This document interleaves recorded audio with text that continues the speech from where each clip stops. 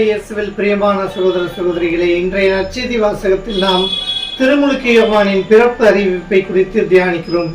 இந்த நற்செய்தியை தியானிக்கும் பொழுது நாம் 4 முக்கிய பாடங்களை கற்றுக்கொள்கிறோம். முதலாவதாக, கடவுள் பார்த்து கொள்வார். நாம் நேர்மையாக இருக்கும்போது கடவுள் பார்த்து கொள்வார் என்ற நம்பிக்கை ஜெக்கரியா எலிசபெத் வாழ்வில் இருந்து நமக்கு சுட்டி காட்டுகிறது. ஜெக்கரியா என்ற பெயரின் பொருள் கடவுள் பார்த்து கொள்வார். அதாவது ஜெக்கரியாவும் எலிசபெத்தும் தூய்மையாய் இருந்தபோது ஆண்டவர் அவர்களை பார்த்து கொண்டார். நேர்மையாக வாழ்வது. இரண்டாவதாக, நாம் எப்போதெல்லாம் நேர்மையாக வாழ்கிறோமோ அப்போதெல்லாம் கடவுளின் பராமரிப்பு நம்முள் இருக்கிறோம். நேர்மையாக இருக்கும்போது கடவுளின் திட்டத்திற்கு எதிராக எதுவும் நாம் செயல்பட மாட்டோம். மாறாக கடவுளின் திட்டத்தை அறிந்து அதற்கேற்றபடி நாம் நடந்து கொள்வோம்.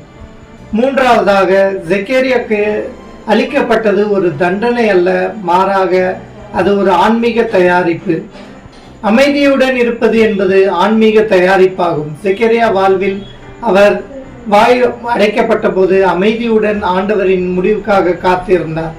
அந்த அமைதி ஒரு தயாரிப்பை நம்முள் ஏற்கிறது. நான்காவதாக, கடவுள் நம்மிடமிருந்து இகழ்ச்சியை நீக்குவார்.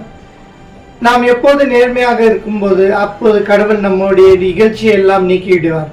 ஜெக்கரியா எலிசபெத் நேர்மையாக இருந்ததால் கடவுள் அவர் கூறிய இகழ்ச்சியை நீக்கினார். அந்த காலத்தில் எல்லாம் குழந்தை இல்லாமல் என்றால் அது ஒரு இகழ்ச்சியாக கருதப்பட்டது. ஆனால் ஆண்டவர் அந்த இகழ்ச்சியை கருதினார். நம்முடைய வாழ்விலும் ஆண்டவர் பல்வேறு விதத்தில் நாம் நேர்மையாக இருக்கும்போது ஆண்டவர் செயல்படுவார், நமக்கும் புனித வழியை வாழ்வித்து தருவார். எனவே ஆண்டவரின் வழியை நாம் பின்பற்றுவோம், புனிதத்தில் வளர்வோம். ஆமென்.